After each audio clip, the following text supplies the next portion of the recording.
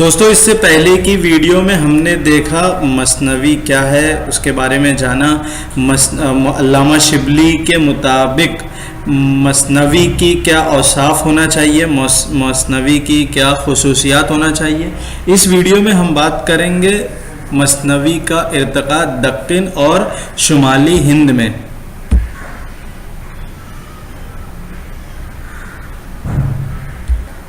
اردو ادب کی ترقی میں دکن کا بڑا حصہ ہے۔ اردو زبان کی پیدائش شمالی ہند کی ہے اور خسرو نے اس زبان میں شاعری بھی کی، جس سے اس کا رتبہ بلند ہوا اور ان کی پہلیاں مکرنیاں طویل نظم مثنوی کی بنیاد بن سکتی تھی، مگر اردو شمالی ہند میں صرف عام بول چال کی زبان رہی، جبکہ اس کے برعکس دکن میں سب کے دلوں کی دھڑکن بنی رہی۔ شعر و ادب میں بھی ترقی کرتی رہی۔ دکن کے قطب شاہیوں اور عادل شاہیوں ادب کے بڑے قدردان تھے، ان میں کئی شاعر بھی گزرے ہیں۔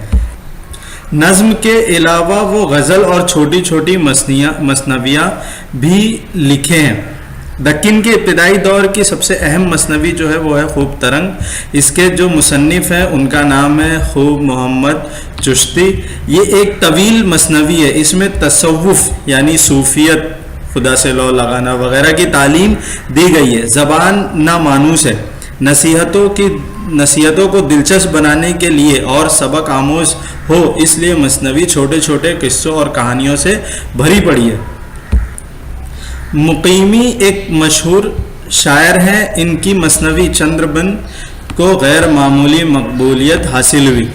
انہوں نے گواسی کی مثنوی سیف الملوک و بدیع الجمال سامنے رکھ کر اپنی مثنوی یہ لکھی۔ گواسی کی مثنویوں کو بھی بہت شہرت ملی۔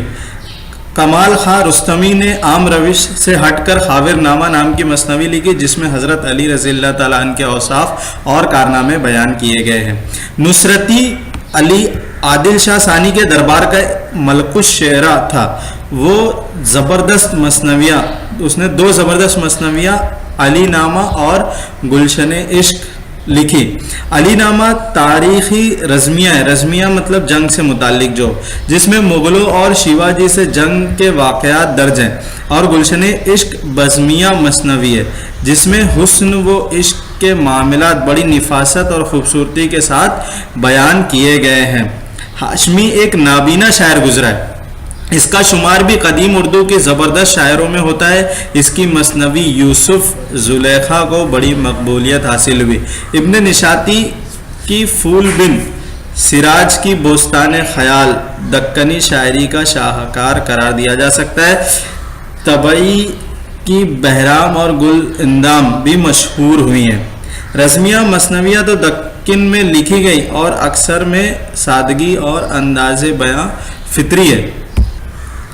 دیکھتے ہیں مثنوی کا ارتقاء شمالی ہند میں۔ مثنوی کے شاعروں میں ایک اہم نام شاہ مبارک آبرو کا ہے۔ ان کی مثنوی کا نام معز آرائش معشوق ہے۔ اس کے بعد دوسرا اہم نام سید حیدر بخش حیدری کا ہے۔ انہوں نے ایک مختصر سا شاہنامہ اردو زبان میں لکھا اور نظامی کی مثنوی ہفت پیکر کا ترجمہ کیا۔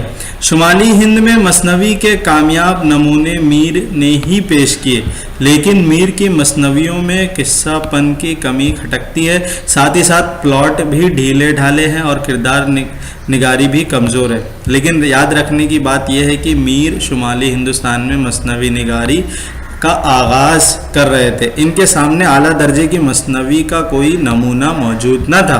میر نے چھوٹی چھوٹی کئی مثنویاں لکھی۔ ایک مثنوی میں انہوں نے اپنے گھر کی خستہ حالی کا نقشہ کھینچا ہے، لیکن ان کی جس مثنوی نے بہت شہرت پائی اور قبول عام حاصل کیا وہ مثنوی دریائے عشق ہے۔ یہ سادہ سا عشقیہ قصہ ہے۔ اس مثنوی اس کے علاوہ اور باقی سب میں فوق فطری مبالغہ آرائی اور عریانیت سے گریز کیا ہے۔ کس نے؟ میر نے۔ انہوں نے سچے عشق یا جذبات کو پاکیزہ زبان میں پیش کر کے شمالی ہندوستان میں اردو مثنوی کی راہ ہموار کی۔ میر اثر ایک شاعر ہے، وہ میر تقی میر کے ہم عصر ہیں اور خواجہ میر درد کے چھوٹے بھائی ہیں۔ ان کی مثنوی خواب و خیال کے لیے ان کا نام ہمیشہ زندہ رہے گا۔ اس دور کے ایک اہم شاعر محمد رفیع سودا میر اور سودا کے بعد شاعری کا مرکز لکھنؤ کو منتقل ہو گیا. اس مرکز کے اہم مثنوی نگار میر حسن ہیں جن کی مثنوی سحر البیاں واقعی سحر مجسم ہے. یہ بے نظیر اور بدر منیر کی محبت کی داستان ہے جو اس مثنوی کے ذریعے اردو ادب میں امر ہو گئی. مثنوی لکھی گئی لکھنؤ میں لیکن انداز بیاں دہلی کا ہی نظر آتا ہے کیونکہ شاعر کو دہلوی ہونے پر فخر تھا. غلام حمدانی مصحفی کی بحر المحبت سب سے زیادہ اہم ہے ان کی مثنویوں میں. مصحفی کے نامور شاگرد خواجہ حیدر علی آتش اور ان کے شاگرد دیا شنکر نسیم اپنے استاد کی رہنمائی میں گلزار نسیم نام کی مثنوی لکھی جسے لکھنؤ کی نمائندہ شاعری کا بہترین نمونہ قرار دیا جا سکتا ہے. لکھنؤ کے آخری اہم مثنوی نگار نواب مرزا شوق ہیں. ان کی مثنوی زہر عشق نے بہت شہرت پائی. منیر شکوہ آبادی کی مثنوی معراج المضامین ایک مذہبی مثنوی ہے. اس کے لیے دائرۂ اثر محدود رہا.